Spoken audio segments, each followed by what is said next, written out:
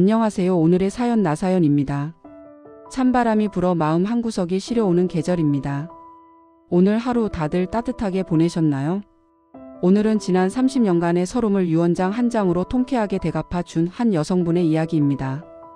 평생을 희생이 당연한 며느리로 살아야 했던 그녀가 어떻게 자신의 인생을 되찾았는지 그 길고도 치열했던 기록을 지금부터 함께 들어보겠습니다. 제 이름은 박순자, 올해로 62이 되었습니다. 제가 이 사연을 보내는 지금 저는 따뜻한 남쪽 바닷가 마을에서 작은 틈새 가게를 운영하고 있습니다.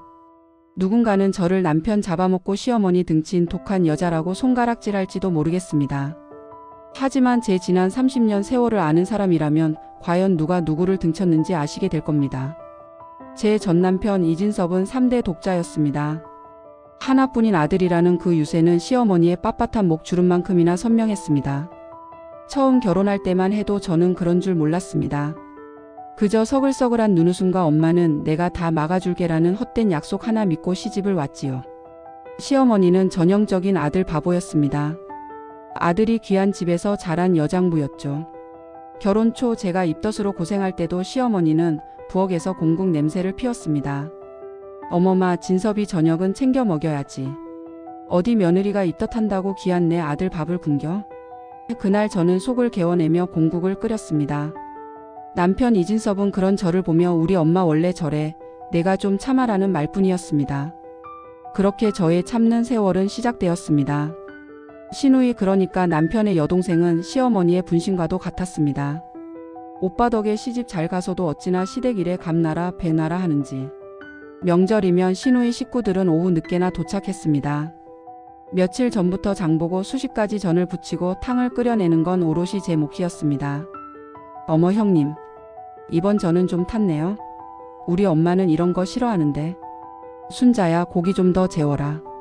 우리 딸 사위 좋아하지 않니? 남편은 늘 거실에서 TV를 보며 수고하네라고 말하는 게 전부였습니다.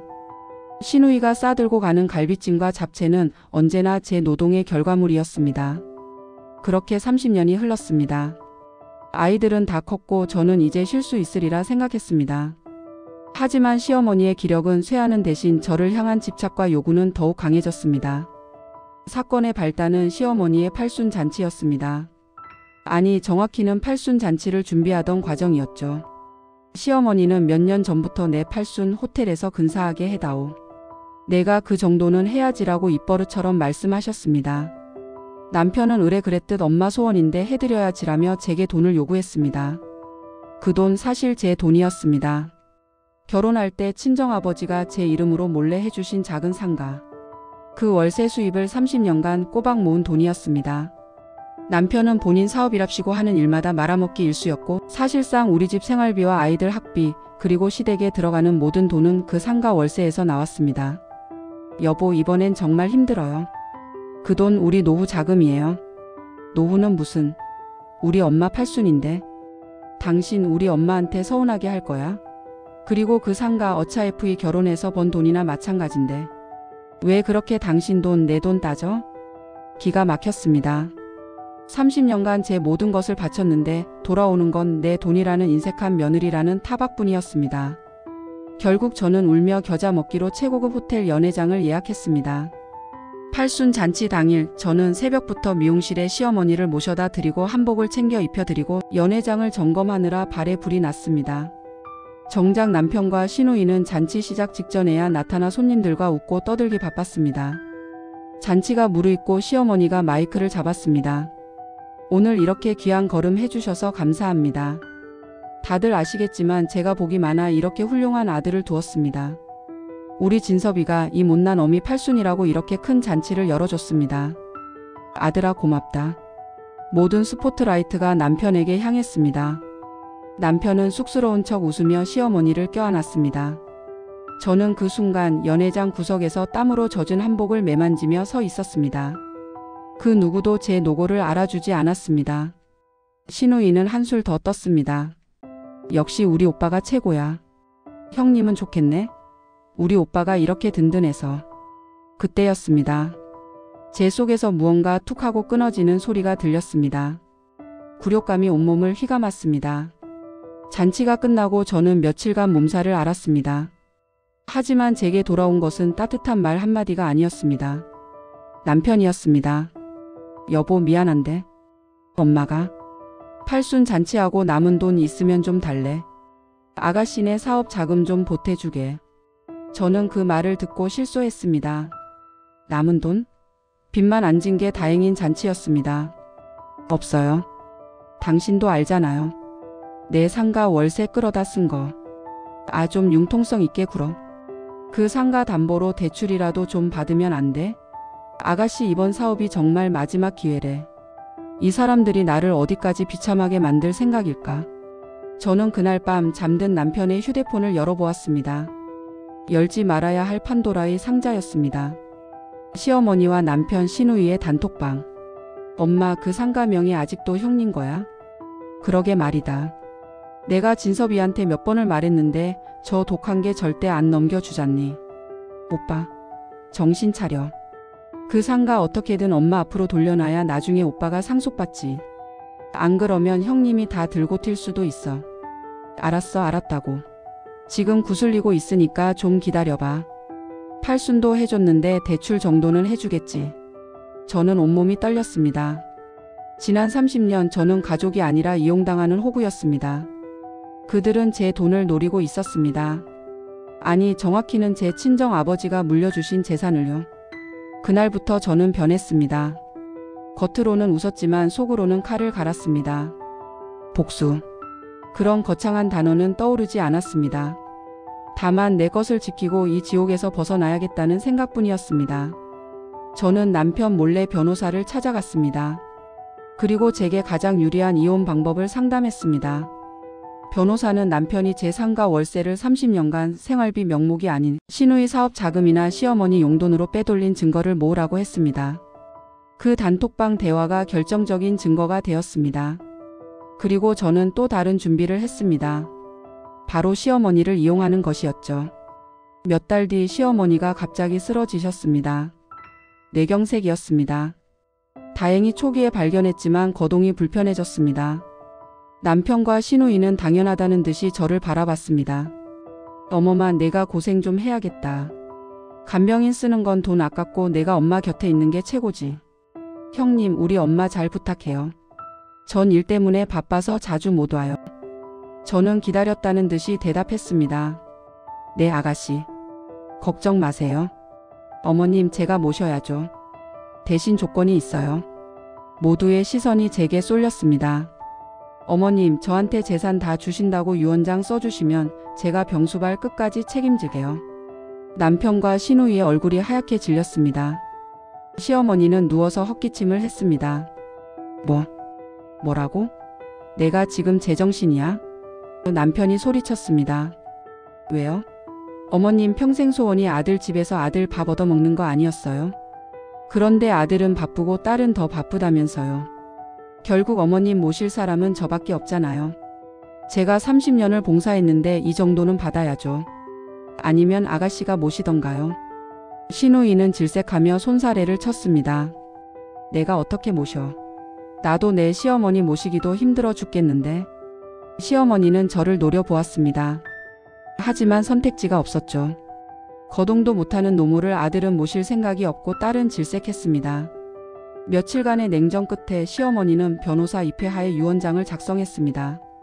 나의 모든 재산 시골에 있는 선상과 오래된 아파트 한 채를 며느리 박순자에게 상속한다. 단 며느리는 내가 죽을 때까지 나를 봉양해야 한다.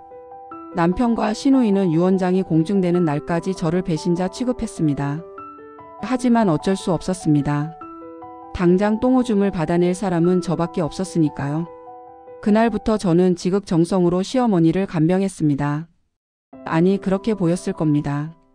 하루 3끼 꼬박 영양식을 챙겨드리고 재활치료도 열심히 모시고 다녔습니다. 하지만 저는 절대 웃지 않았습니다. 시어머니가 물 좀 다오 하면 물을 드렸고 다리가 저리다 하면 주물러 드렸지만 그뿐이었습니다. 시어머니는 처음엔 제게 역정을 냈습니다. 내가 재산 노리고 나한테 잘해주는 거 안다. 이 독한 것. 저는 대답했습니다. 네, 어머님. 맞아요. 저 어머님 재산 보고 이러는 거예요. 그러니까 오래오래 사셔야 해요. 그래야 제게 주실 재산이 빛을 발하죠. 시어머니는 기가 막혀 말을 잇지 못했습니다. 남편은 제가 두려운지 제 눈치를 보며 방으로 숨기 바빴습니다. 신우이는 발길을 뚝 끊었습니다. 그렇게 2년이 흘렀습니다. 시어머니는 놀랍게도 건강을 많이 회복하셨습니다. 휠체어를 탈 정도가 되었죠. 하지만 시어머니는 예전의 그 여장부가 아니었습니다. 저와의 기싸움에서 완전히 패배한 늙은 노인일 뿐이었습니다. 어느 날 저녁 시어머니가 저를 불렀습니다.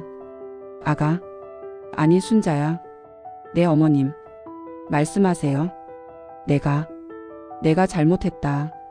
내가 너한테 못할 짓 많이 했지. 진섭이랑 우리 딸년 다 소용없더라. 내 똥기저귀 갈아주는 건 너밖에 없었어. 저는 아무 말도 하지 않았습니다. 시어머니는 제 손을 잡으려다 멈칫했습니다. 그 유언장, 그거 진짜지? 내가 죽으면. 어머님. 저는 시어머니의 말을 잘랐습니다. 제가 진짜 원했던 게 뭔지 아세요? 어머님 재산이요? 그 선산 팔리지도 않는 거 저 필요 없어요. 그 낡은 아파트 제 상가 월세 한 달 치도 안 돼요. 시어머니의 눈이 흔들렸습니다. 저는 순자야 고생했다. 너밖에 없다 그 말 한마디가 듣고 싶었어요. 30년 동안 단 한 번이라도요. 그날 시어머니는 소리 내어 울었습니다. 저도 방에 들어와 한참을 울었습니다. 그리고 며칠 뒤 저는 이혼 서류와 함께 새로운 유언장을 남편과 시어머니 앞에 내밀었습니다. 어머님, 저 이 사람하고 이혼할 겁니다. 어머님은 이제 많이 좋아지셨으니 아드님이 모시든 따님이 모시든 두 분이 알아서 하세요. 남편이 경악했습니다. 뭐? 이혼? 당신 미쳤어? 엄마는 어쩌고? 걱정 마세요. 이건 새 유언장이에요. 시어머니가 유언장을 펼쳐보았습니다. 나는 며느리 박순자에게 증여받은 모든 재산을 포기하며 기존 유언장을 무효로 한다. 나의 모든 재산은 아들 이진섭과 딸 이수경에게 반반씩 상속한다. 시어머니가 저를 바라보았습니다. 어머님, 저 이제 어머님 며느리 아니에요. 어머님 재산 이제 두 분이서 잘 나눠 가지시고 어머님도 두 분이서 잘 모시세요. 저는 제 인생 찾으러 갑니다. 그리고 저는 진짜 반전을 꺼내 놓았습니다. 아, 그리고 이진섭 씨. 당신이 그토록 노리던 내 상가 말인데. 당신이 신우이 사업 자금으로 빼돌리고 어머님 용돈으로 드린 거. 전부 증거 있어요. 재산 분할? 당신 앞으로 된 빚부터 갚으셔야 할 거예요. 이 집도 제 명의인 거 아시죠? 일주일 드릴게요. 짐 빼세요. 남편은 그 자리에 주저앉았습니다. 시어머니는 유언장과 이혼 서류를 번갈아 보며 덜덜 떨고 있었습니다. 팔순 잔치에서 저를 구석에 세워두고 굴욕을 주었던 그들의 모습은 온데간데 없었습니다. 저는 그 길로 짐을 챙겨 나왔습니다. 통장에는 30년간 꼬박 모은 월세와 남편에게 받아낼 위자료 그리고 재산 분할로 되찾을 내 몫이 남아 있었습니다. 지금 저는 여기 남쪽 바닷가에서 저를 위한 밥을 짓고 저를 위한 꽃을 삽니다. 얼마 전 변호사에게 연락이 왔습니다. 전 남편이 시어머니를 모시지 않으려 신우이와 싸우다 결국 요양원에 모셨다고 하더군요. 그리고 제 상가를 담보로 몰래 썼던 대출금을 갚지 못해 신용불량자가 되었다고요. 시어머니가 제게 마지막으로 물었습니다. 너 나한테 복수한 거니? 저는 웃으며 대답했습니다. 아니요 어머님. 저는 저를 구한 거예요. 이제야 저는 숨을 쉽니다. 제 이름 박순자로 당당하게 살아가고 있습니다. 오늘의 사연 들어주셔서 감사합니다.